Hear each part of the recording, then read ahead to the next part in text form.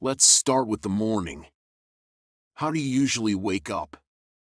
Do you feel refreshed and ready to face the day, or do you feel tired and stressed? Do you have a clear plan for what you want to accomplish, or do you just go with the flow? Do you appreciate the gift of life, or do you take it for granted?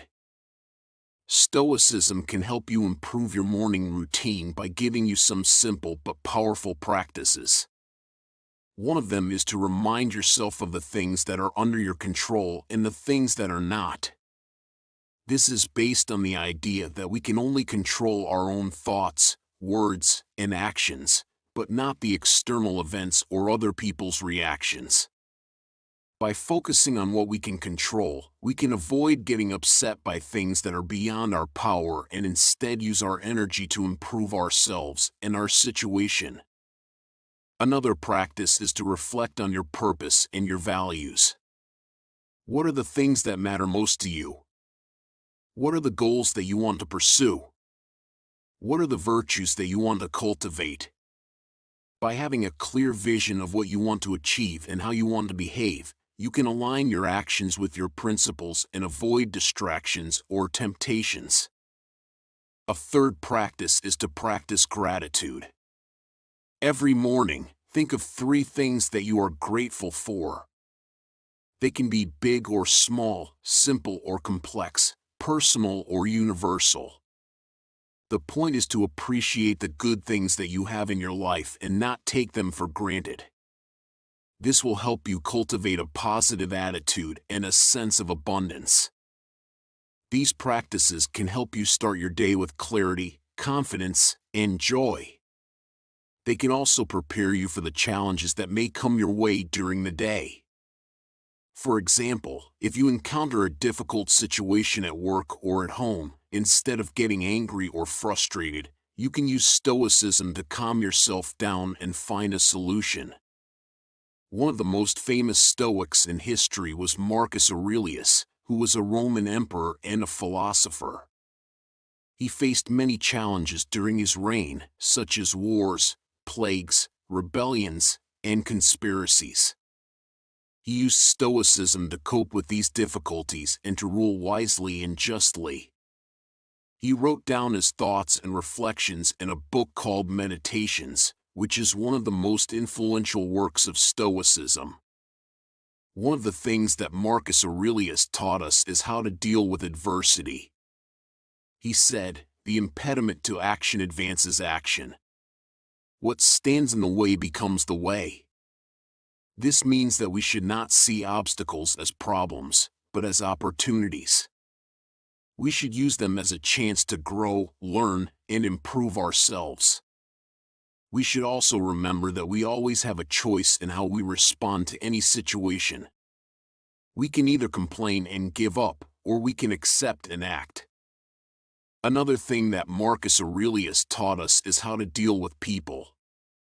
He said, "Whenever you are about to find fault with someone, ask yourself the following question: what fault of mine most nearly resembles the one I am about to criticize?" This means that we should not judge or blame others, but rather examine ourselves and our own flaws. We should also try to understand others and their perspectives, and treat them with kindness and respect. These teachings can help us improve our relationships and our communication with others. They can also help us avoid conflicts and arguments that may ruin our mood or our day. Another famous person who was influenced by Stoicism was George Washington, who was the first president of the United States and a military leader. He was known for his calmness and self-control, even in the face of crisis. He was also a great leader who instilled Stoic values in the young nation. One of the things that George Washington taught us is how to be a leader. He said, "Happiness and moral duty are inseparably connected."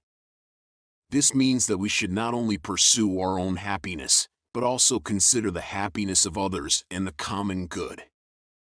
We should also act according to our moral duty, which is to do what is right and honorable.